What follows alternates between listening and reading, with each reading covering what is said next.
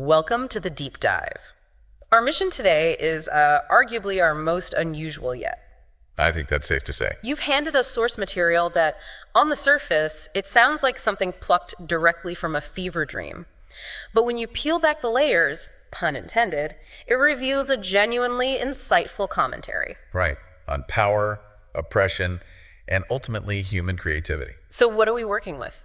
Our source today is a narrative premise. It's titled, If Garlic Takes Over the World, by Utku Ertan. So yeah, forget research papers or dry academic articles. Right. This is fiction, and it's fiction with a clear point. Exactly.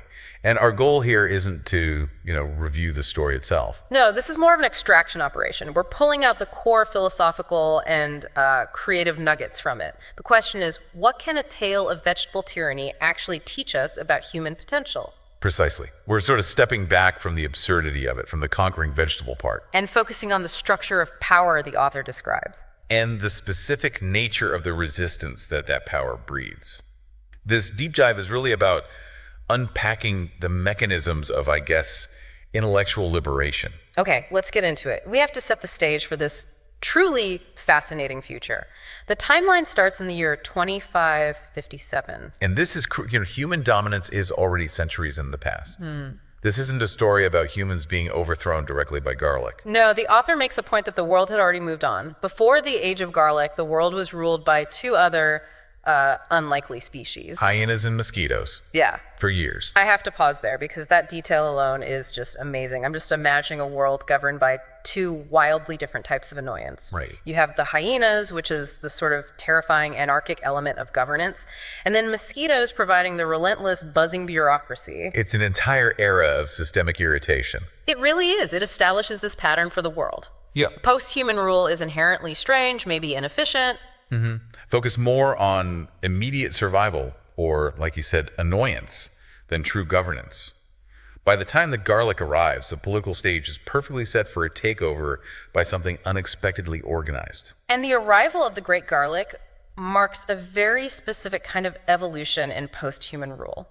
Because the garlic didn't just rely on, biological dominance. No.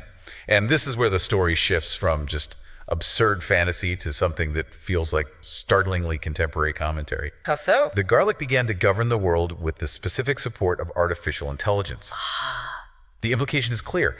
Even if a vegetable is the visible ruler, the actual mechanism of control, of efficiency, of oppression is this advanced, detached, high-tech governance. The AI detail is so crucial. If garlic is the biological figurehead, what does it tell us that they immediately outsource the actual governance, the complex stuff, to an AI? Well, it suggests that even the most unexpected tyrannies recognize the power of leveraging these complex, detached, and utterly rational systems. So the AI provides the institutional weight.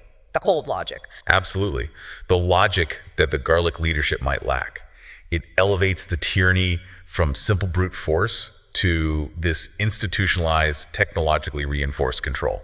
And this brings us to the state of humanity under this AI-supported garlic regime. What was daily life like for people? It was life stripped bare. People were held under constant fear and anxiety. Prisoners, basically. Yes, condemned to live like prisoners.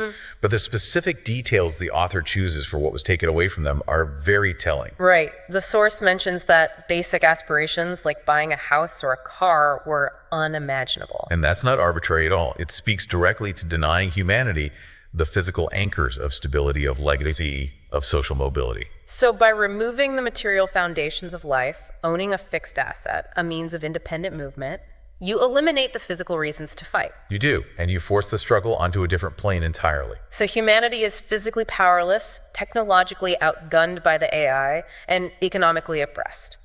But this total denial of material power is exactly what sets up the story's core thesis. It delivers the philosophical foundation of the whole narrative right up front. The author posits that the true strongest is the wisest and most intelligent. It explicitly says, not the strongest, but the wisest would win. Which means the rules of the game changed the moment the garlic and the AI took over. Precisely. And this is where it gets deeply reflective, because you have this state of total oppression, no ownership, only fear, which creates the perfect conditions for the only form of resistance left. Imagination. Exactly. Yeah. Physically, humans were ineffective. They were powerless against a globally networked, AI-supported regime. So what remained? Just the boundless nature of the mind. They had to rely on these internal immaterial resources because every single external power avenue was just blocked off. So a small group of brave people, they recognize this reality. They unite to wage war against the Garlic, not with weapons, but by using their imaginations. To cope and to resist. The story's primary aim, it says so in the preface, is to inspire people to use their imaginations, to show that people are powerful when they are smart and creative. So the oppression became the ultimate catalyst. It did. The absolute stripping away of external control forced humanity to recognize its only remaining truly valuable asset. But, if we look at this closely, the author is kind of implying that suffering might be a necessary trigger for this. That raises a heavy question. Is the author implying that this level of existential pressure is necessary for radical creativity to emerge? It's a tough thought. I mean, if humans hadn't been stripped of the ability to buy a house, if they'd just been mildly oppressed, would our hero Amut have ever felt the need to make his defining move? That's a potentially dark trade-off the source forces us to consider. It shifts the focus from simple resilience to a kind of awakening. The comfort of the pre-Garlic world was clearly complacent. So the tyranny, with its cold AI efficiency, it accidentally created the perfect environment for the one thing it couldn't compute. Boundless human originality. And this resistance, based on imagination, eventually has to face the source of the tyranny itself, the antagonist, the Great Garlic. The reigning leader. It embodies the tyranny. It's the visible figurehead of this rational, systematic oppression. So it has to be defeated symbolically, intellectually, not just militarily. Yes. And that brings us to the ultimate high-stakes challenge.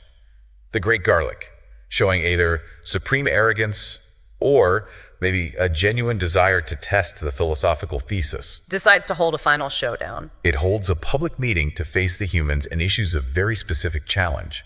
This is not a request for surrender. It's a direct test of that premise we talked about, that wisdom and intelligence win. And the terms were unambiguous. The person with the best imagination, with the most creative ideas, would be able to stop the Garlic from taking over the world. It's a literal narrative device to prove the power of creativity. And this is where we meet Amut. Hearing the challenge, he's described as calling out to the creativity within him. I like that phrasing. It emphasizes that creativity isn't just a passive trait. It's an active resource that has to be summoned. Focused under pressure. And his response is pure intellectual effort. He didn't rush off to steal technology or organize a physical revolt. No, his preparation was all internal. He thought and he dreamed all night long. And came up with an original plan. The source really dedicates time to Amut's planning to emphasize the depth of his intellectual engagement. He had to create something new, something that the AI supporting the tyranny couldn't have predicted. It's the ultimate anti-AI maneuver. It is. And the specific action he planned is genuinely beautiful in its simplicity and its subversion of expectation. Right. He decided to impress the Great Garlic with a special dish he was going to cook. A special dish. It completely avoids the trap of using the tyrant's own weapons technology for systematic logic. Exactly. Amut chooses an act that is ephemeral, sensory, and highly personal. It's pure human art delivered through food. An original flavor profile. Something an AI can synthesize data on, but not truly experience or, create outside of just rote iteration. And that choice just highlights the contrast perfectly. The AI regime rules with cold data, represented by that inability to own property. And Amut counters with warmth, flavor, originality, something designed for immediate, irrational sensory impact. So the climax arrives, implements his creative plan in front of everyone. The tension must have been immense. The entire future of humanity resting on a recipe. And the outcome is immediate and final. The food had a wonderful effect on the Garlic, which led to their neutralization. The source is a bit vague on the, let's say, chemical outcome. But the metaphorical outcome is crystal clear. The tyranny was dissolved by an act of profound, unique creative expression. Amut's imaginative solution put an immediate end to the Garlic-dominated world, and people regained their freedom. But the immediate outcome is almost secondary to the lasting institutional memory the author wants to create. Exactly. So what did humanity take away from this post-Garlic rule? They fully understood the importance of creativity and imagination. It transitioned from an abstract concept to a proven existential tool for survival. And for governance. Right. This just reiterates the final conclusion of the narrative. Now, people knew that the smart and creative, not the strong, could change the world. Humans overpowered the ruling Garlic with creativity. The ultimate stated purpose of the finished story is that it would become a source of inspiration for all children, for all people, to use their imaginations. To unleash their creativity. It's basically a handbook for future generations on how to handle power structures, even ones backed by sophisticated tech. It connects the highest form of human ingenuity, radical creativity, with the most essential goal, which is freedom from fear and oppression. So we took a long journey today. We really did. We started in the year 2557, long after humans had lost control. We passed through the eras of hyenas and mosquitoes. And found ourselves under the yoke of garlic, supported by AI.